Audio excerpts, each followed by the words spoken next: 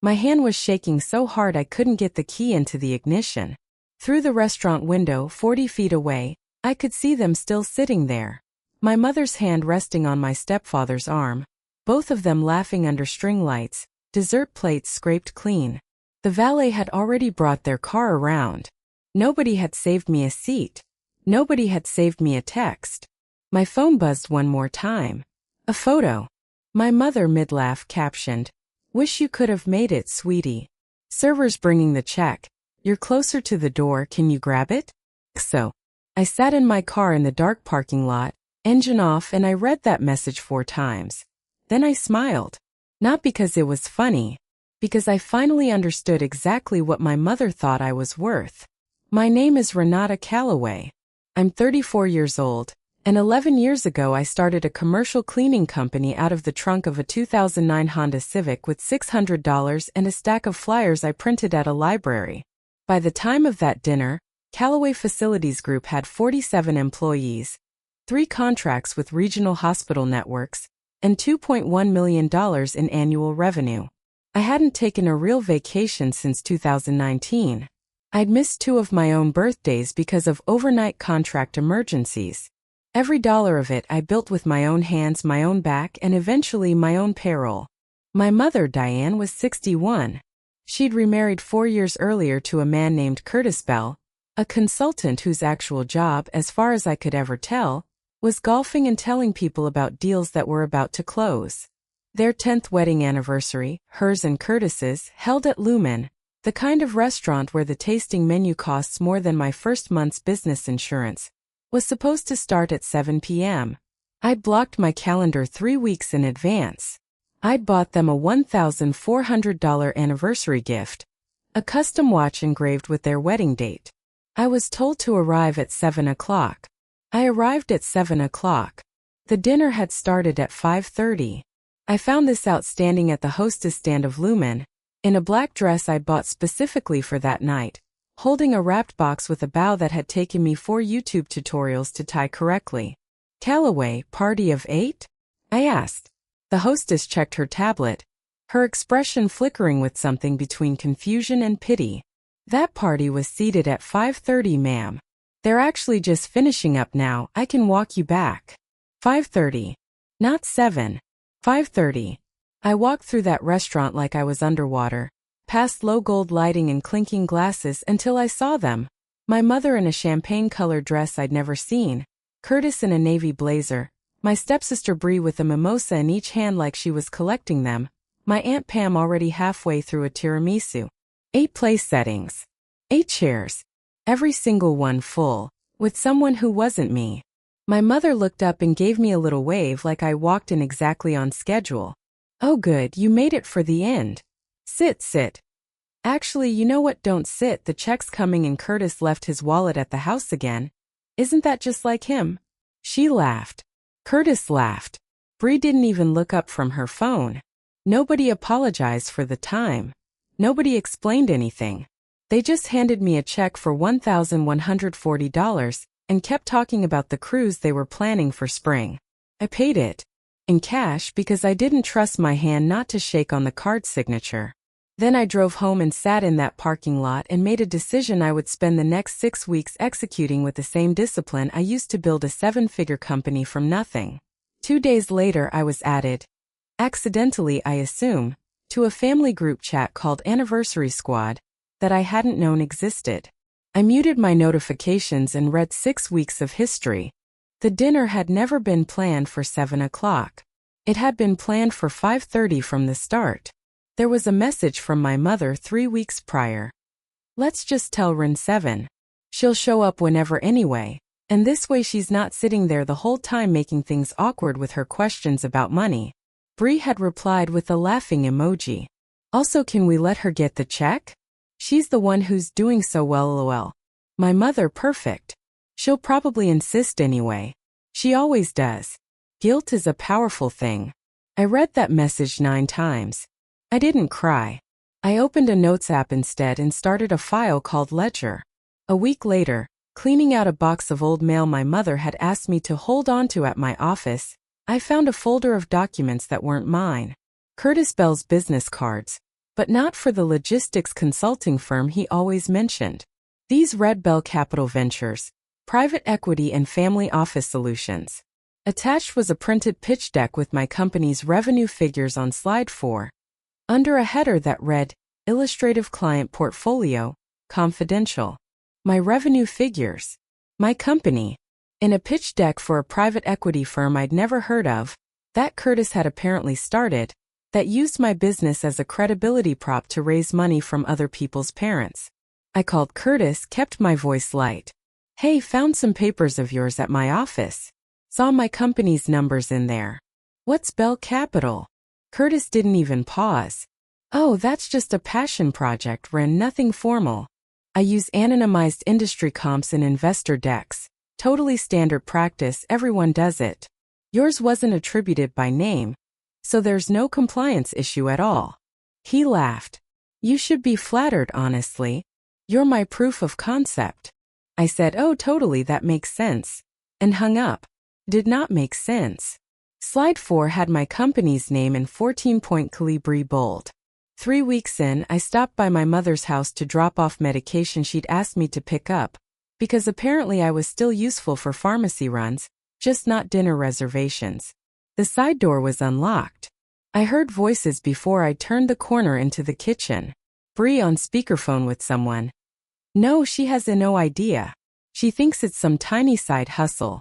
If she knew Curtis was using her numbers to raise like actual investor money, she'd freak. My mother's voice closer. She won't find out. She never checks anything, she's too busy building her empire. Air quotes I could hear in her tone. Besides, if it works, we're all set for life. Curtis says round 1 alone could be 400,000. Bree laughed. And she'll still be out here scrubbing floors for hospitals thinking she's independent. It's kind of sad, honestly. I stood in that hallway holding a paper pharmacy bag, and for the first time in 6 weeks, I let myself feel exactly how angry I was. Then I put the bag on the counter, said, Hey, dropped off your prescription, in the same voice I'd used with a client, and left before anyone saw my face. I hired a friend from business school, Priya, who did forensic accounting on the side, and asked her quietly off the books to pull whatever public filings existed on Bell Capital Ventures. Took her 4 days. Bell Capital wasn't registered with the SEC. It wasn't registered with the state as an investment advisor. It had no bank account under that name that Priya could find any record of, which meant any money Curtis raised using my company's numbers as bait would be going somewhere that wasn't a legitimate fund.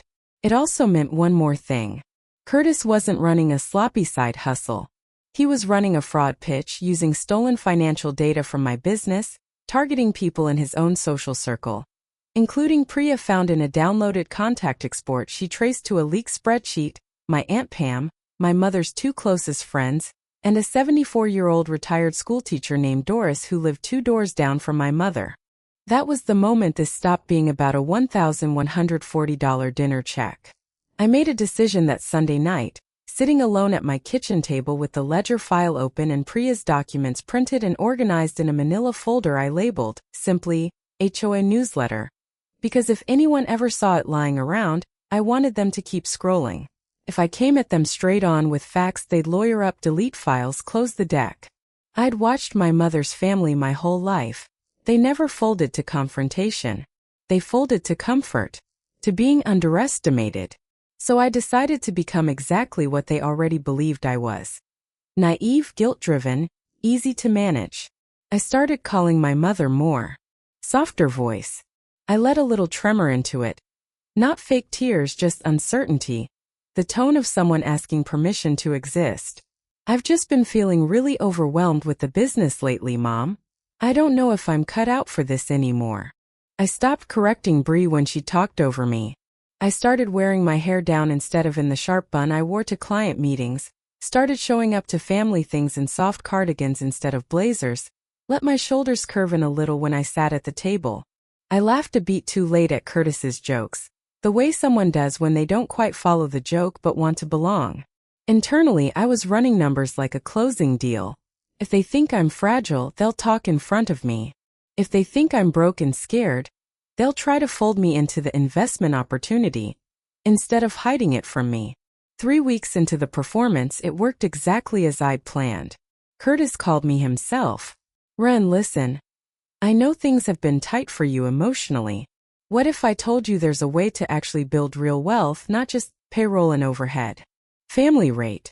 I'd let you in on round 2 of Bell Capital. 40,000 minimum, but for you 30. I let my voice go small. "I don't really understand investing stuff, Curtis. Is it safe?" "Rin." I could hear him smiling. "It's the safest thing you'll ever do. Trust me." "Okay," I said. "I trust you." I had never meant 4 words less in my life. I didn't send Curtis $30,000. I sent him a cashier's check for $500, a test amount, I told him, just to see how it works before I go bigger. And I had Priya trace every cent of it. It moved through a personal checking account in Curtis's name within 11 hours, then split into 2 transfers. One to a joint account with my mother, one to a payment app labeled, in the notes field, Sportsbook Curtis. I asked Curtis to send me official documentation of my investment, playing dumb about what that even meant. He sent me a PDF built in Canva with a fake letterhead, referencing an SEC-compliant Reg D exemption that didn't correspond to any real filing. I saved it, screenshotted the metadata, dated it. Then I planted the real bait. I told my mother, in a phone call I recorded with a one-party consent state's full legal protection, that I was thinking about liquidating some retirement funds like $85,000 worth to invest with Curtis because I trust family more than some random advisor. I asked her sweetly if she thought that was a good idea. My mother didn't hesitate. "Absolutely, honey. Curtis knows what he's doing. This could really set you up." A pause, then muffled like she'd turned from the phone. "Curtis, she's in for 85. I told you she'd come around." I bought a small recording pen the size of a lipstick tube and wore it to the next family dinner. A casual Sunday at my mother's, where I'd told them I was bringing paperwork for the investment. Under the table, my phone sat on my knee recording, buzzing occasionally with a text from Priya confirming she had everything backed up in triplicate, off-site, time-stamped. I also invited someone else quietly the week before, Doris, the retired schoolteacher 2 doors down, the one Curtis had pitched $22,000 to.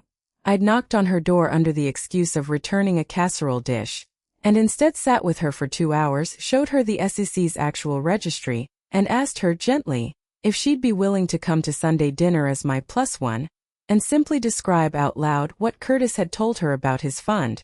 She agreed before I even finished asking. Sunday dinner.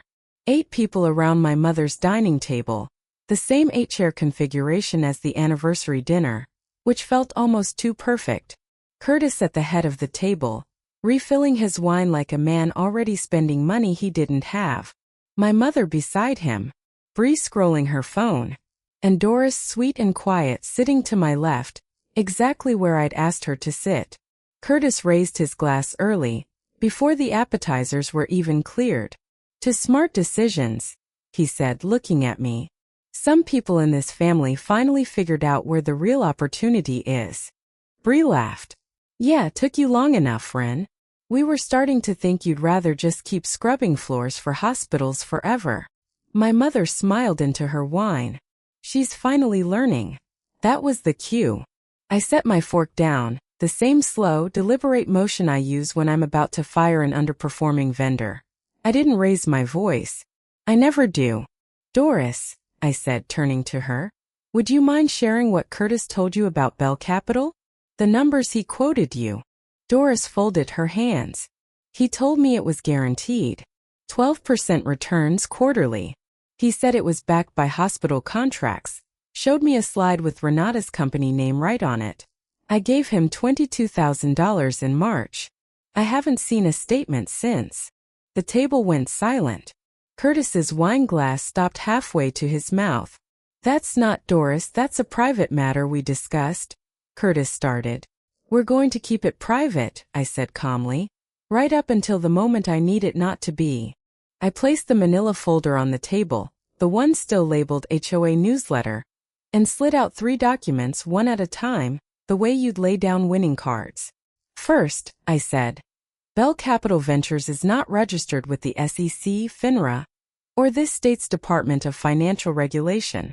I checked multiple times. Second, I slid out the pitch deck. This uses my company's confidential revenue data, without my knowledge, without my consent, to solicit investment from at least 6 people, including my aunt, 2 of Mom's closest friends, and Doris, a retired teacher on a fixed income. Third, I slid out the fund transfer trace. The $500 I tested with split within 11 hours, into a joint account with my mother, and a sports betting app under your own name, Curtis. I looked at my mother. Her face had gone the color of the tablecloth. And I have a recording, I said, quiet as ever, of you telling Curtis, and I quote, "She's in for 85, I told you she'd come around. You were going to let me liquidate my retirement to hand you both $85,000.